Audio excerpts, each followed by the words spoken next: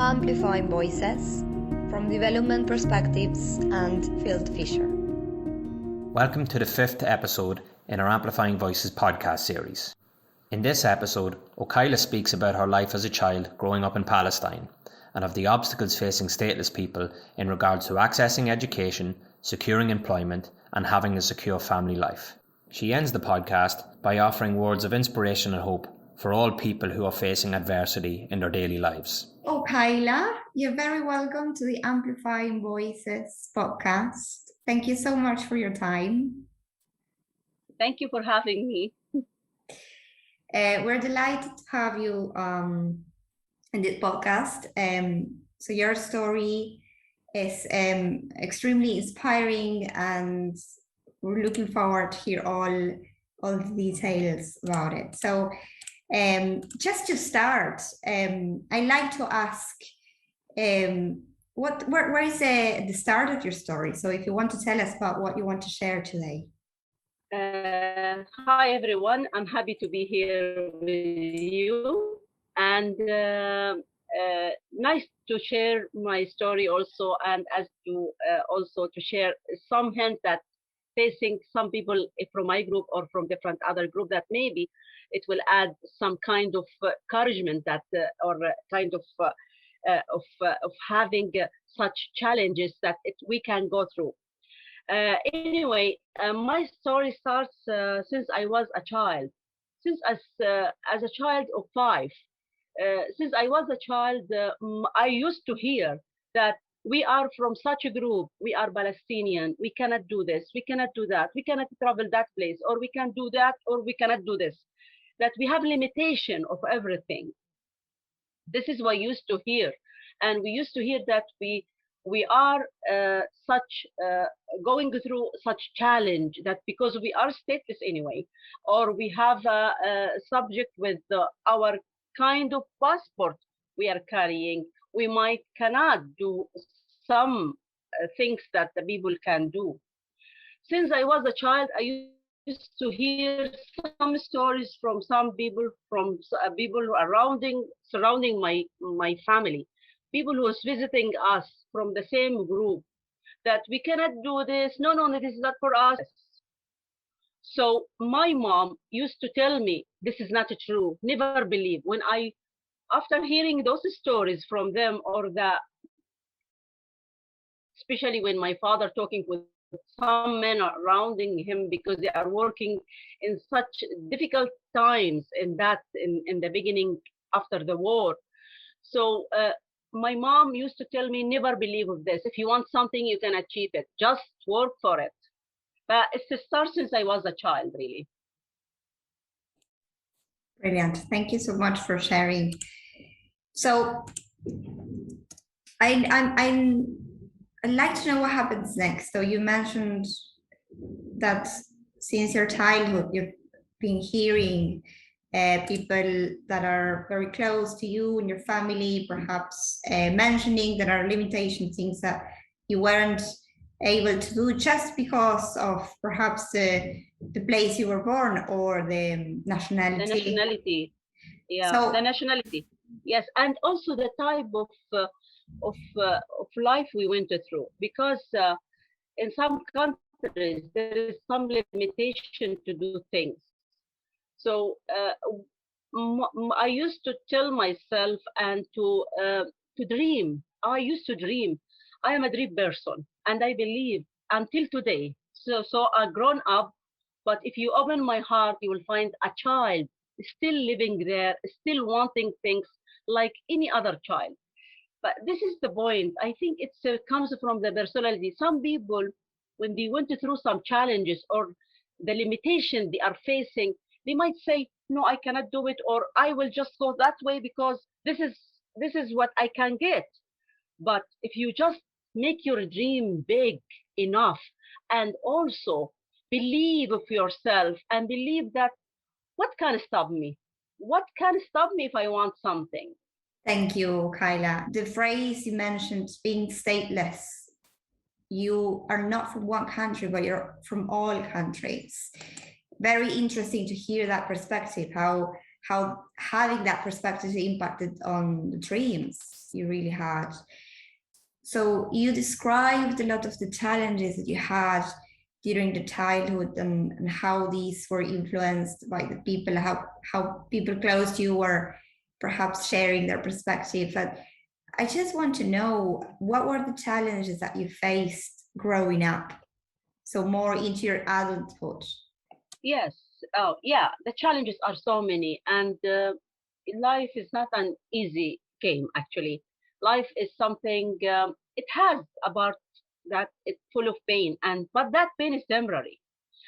And I believe that whatever pain or challenges we went through, it will go, and something good will happen after it. And this is exactly what I have faced when I started my academic life.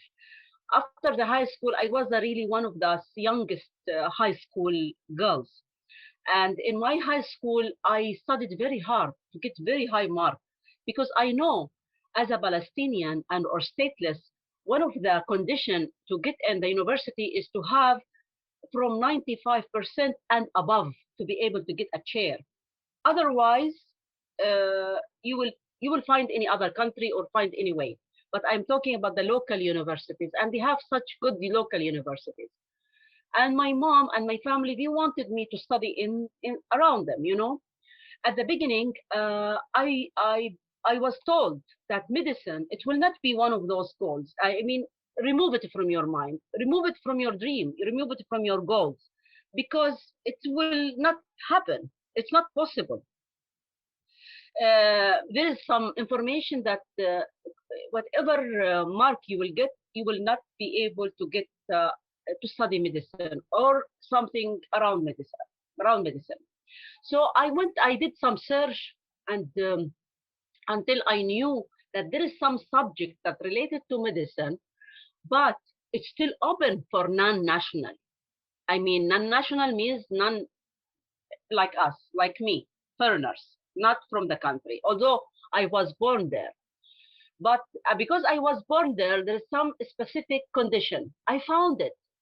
My mom told me, I don't know, I'm not sure, but I told her I read it and I will work on that.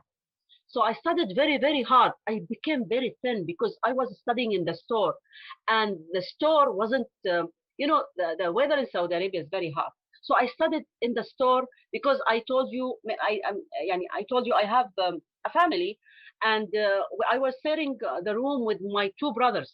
But I was able to achieve my goal, and I got high score in the school, in the high school. When I applied through the university, I was told the same, that, there is many colleges, but not medicine, not paramedical. I wanted paramedical, actually. Not one of them. I didn't stop. I wrote for the higher education. I still keep lettering them, sending. My mom was supporting me because she had a very good experience with, she's working in the education level in the Ministry of Education. So we were writing letters for them. Why not? I have high score. I was told, no, no, no, no, no. But I still have the dream. And I told Mama I will get it. She said, no worries, Mommy. There is a lot of good colleges, and it's not mandatory. It's not only medicine or paramedicine, unless you want to travel abroad. My father against traveling abroad, which was not safe in my days. For a girl in my age, because I was only 16. I wasn't 18. I went through the school very early because I started my school in the age of 5. Whatever. In that day, I received wonderful news that I was accepted in the medical college. Then I told my father, you see, you never say no or not possible. We need to submit. He said, no, remove your paper from that college because you will not be taken. I told him, no, I will keep it as my first choice, and I will put the other things the second and third. And I got it. And this is the first challenge I went through, that I challenged myself, and I challenged even the conditions and the laws and the regulations. Sometimes you need to challenge them. You need to work on them. So this was the first challenge, and I went through. But after I graduated from the college, after 5 years of of studying, there is no jobs for my nationality, only for nationals, the same way. So I heard about American company and that it's accepting from every nationality.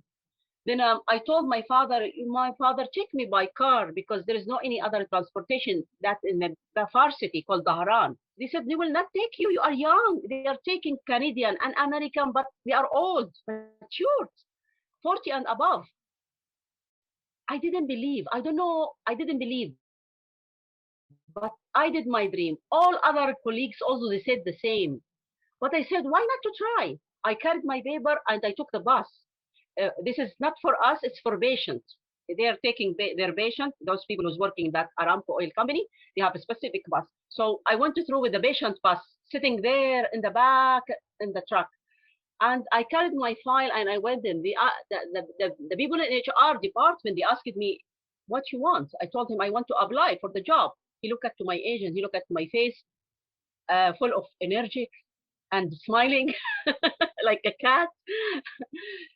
I don't know what happened, but he took me to the admin, the manager, or they call it director of medical services called, there's a guy, Al Gamdi, Saudi, very gentleman, very handsome also, and young. When he looked at to my face and he told me, are you coming to apply? Do you know that there's the Saudis and American Canadian, you know that? I told him, no, I want to try. I want to apply because I got A's in all subjects. I did my internship in one of the best hospitals. And immediately he put my name in the interview list. But this is the second challenge. It's about the job. Starting from the high school, and I went through it because I decided to apply, although there is no, it's not allowed for my nationality. But suddenly, when you know how luck will come when you try, you cannot be lucky if you didn't try. The same way with the job. They have their own citizens, but they said it's beautiful to have multinational, and they want it from other countries, and they know that the Mediterranean are energetic. So the manager told the HR, interview her, see if she's good. When they interviewed me and they found me full of energy and smiley person, they said, wow, it's a beautiful medical dietitian and young. So we want young blood, young people. So the third challenge, I'm talking about the most important challenges, is when my father, the first challenge and the second, now the third, when my father passed away. And in Saudi Arabia, the man is the sponsor of the family, you know, the residency and everything. And it was a sad day. I'm lucky that I have a job, even if I am young. I was just 25, and I am in the field. So I was able with my mom was working also, but she's about to retire. So I put all my money for them. I didn't hide anything, and you know, some people will tell you around you, especially the colleague and the young people of our friends, keep some money for you. It's your right. And especially my mom. She said, Mommy, don't put your salary for us. Keep something for you. I told them, no, I didn't care about the money. I'm not in this earth for money. Actually, I came for life. I'm happy. I love my job as a dietitian, medical dietitian. I'm learning. I'm enjoying with the friends. I'm taking my coffee with them. So why I will store the money? It's not about storing the money, about using them. So I spent a lot of money, most of my salary, you can say almost all of it, for the first 4 years. It's just actually my first 4 years in the job for my brother's education, because after that, education became very hard for the stateless people like us. You know, for other nationality, if you after they reach the high school, you will go back to your country and you will study. Like Egyptian will go to Egypt, Syrian will go to Syria, Jordanian, Canadian, American. We have Indian, Pakistan. Everybody will go his country. But for us, we haven't a country to go to.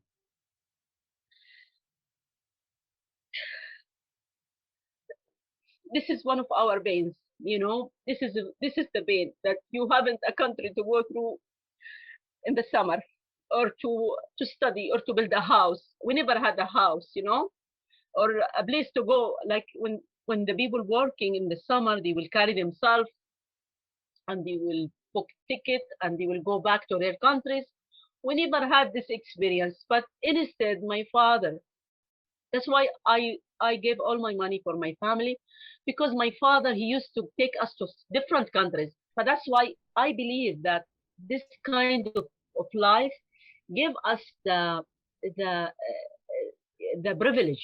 Yani, they are lucky to have a country to go, and they have uncles and family to visit. But on the other hand, if you look at to the positive part, that because we haven't a country to go to, because it's closed, we are not allowed to enter. When Israelis took the land, they closed the borders in front of our faces. They opened the country for any other nationality, but not the native, the native or the owner of the land. It's a conflict. It's a complicated conflict. Yes. Political issue. Yeah. But that's why this is one of the challenges. But the biggest challenge actually when I got married. All those challenges, nothing. And I went through them, and I was able to achieve my dream, although it's a little bit hard, but I was able to get something. But when I got married, was the worst day in my life. I didn't experience the marriage as it is. Yani, marriage is the two persons together. No, I was in a country and he was in another country, because that country that I don't want to say names because this is very political. That country refused my residency. They don't want me to take me because I have a document. I am a traveler document. So a stateless person. So I have to stay in that place. So the only way to be together is to leave my job, which the job I loved, the job I gave my energy, and a job I was dream of. Finally, I was illegally stayed in his country, where his residence actually, and we had 4 years of pain because I stayed illegally. That means no health card, no life, nothing, no job even. But I left that beautiful job just to be with him. I left everything there, my family, just to be with him. And I followed him where I didn't find anything. He didn't give me residency. He didn't give me anything.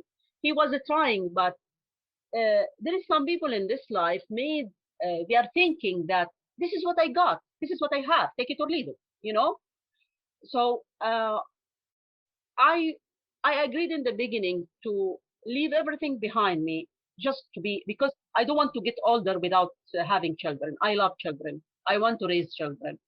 So I decided to leave everything behind me and follow him. So I followed him in that second country, GCC country also, another GCC country. But because I was born in different environment and he's from different environments, but at the end we couldn't make it in the beginning. But after that, I tolerate everything again and again, and I adjust myself. Then I stand up. I went one time to the sea. I stand up in front of the sea. It was the Indian Sea, there in the ocean. I told myself, stand up. Don't let them break you. Stand up again. Where are you now? What are you doing? You are living from this salary, the small salary, and that in a flat with 2 rooms, and that's it. This is your life. What are you doing? So I told him, look, I want to do masters. I want to travel to America. I want to immigrant.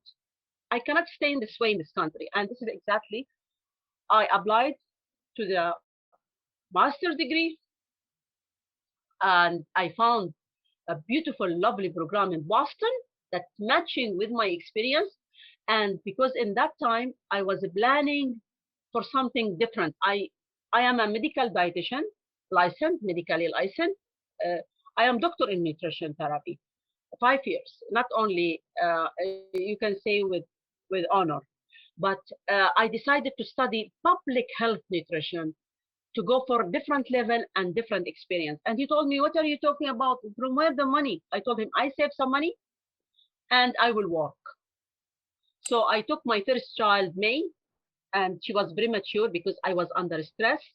I lost a lot of, I have a lot of miscarriages because really it was a stressful life. He's in a country, I'm in another country. We are meeting each other 1 month, every 5-6 months, and separated again. I lost my job. I left my family. I'm sitting in the country with illegal position. So what is this life? Yeah. So from there, was the last challenge. Thank you, Okaila. Hearing your challenges has been really powerful. I feel you started this conversation by sharing your perspective as Palestinian, but I think sharing your perspective of being a mom, being a woman, has been really inspiring. And I feel the message that you're giving of how decisions that you take and the strength that you also have a role to play, and the luck that you will have, and the luck you're describing that you had throughout your journey. Yes. So I feel this is such an important message for the people that are listening to this podcast, how you can also craft your luck. And I'd just like to ask, is there anything else, another message that you feel you want to share with the people listening to the podcast? So just, a message that you learned of having experienced all these situations. My message, all the people are good, but just focus on the positive part. Let the negative part in aside. Don't deal with it. Like, for example, my husband, as me, I'm sure that I have also some negative things. Like sometimes I get hyper, I get negative, or sometimes I'm angry. I have also my negative things. So I sat with my husband. I told him, look, let us work together on the positive things in each other. I don't want to break the family. I want to keep you as a father of my girls. And I want, look at now, 20 years past, I have wonderful queens, 3 girls, all of them. The first one is nuclear engineer. The second one is the scholarship in the BCU. And the third also, she got wonderful scholarship because,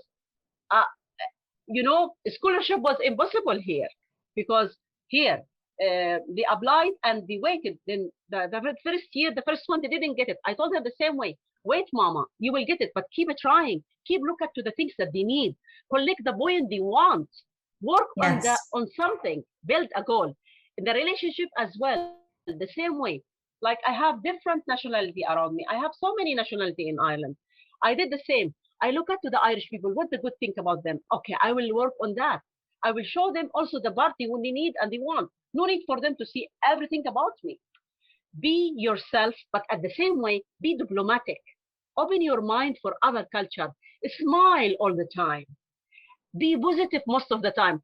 Look, if I want to tell you about the painful story and the days I cried alone, and I don't want to tell my pain to my mom. I'm always, when I'm calling my mom, she will hear this voice. I'm happy, mama. Everything is perfect. Everything is good. I'm handling things. Mommy, are you okay? Everything is fine. Everything is fine. Why I will my mom a pain, additional pain? Let her find the positive part, even supporting her in other way. And I'm not losing anything by doing the good things. The same way with my friend. I will choose only one person to tell her my secrets or my things or my pain. And with the time, you will learn that pain is only a journey and it will go. The good things is coming after the pain. We are, as a human, we have a line between us. We have a connection. Just be positive and smile all the time. Try to go through your challenge easily and believe of yourself and say that it's only a journey and it will end. No journey will stay forever. Thank you, Okaila. I'm going to thank you for your time. It's been wonderful to hear your experience firsthand, how much you've learned, how much wonderful messages you shared with us today. So thank you again for participating in our podcast today, and I wish you a lovely rest of the day. Same to you. Same to you. Take care. Thank you so much for having me. I enjoyed also talking to you. I love your questions. I wish I will meet you again for another podcasting. I like it. Thank you for listening. In our next podcast, Russia will share her story of the circumstances that forced her to leave Syria. See you at the next time. Amplifying Voices from Development Perspectives and Field Fisher.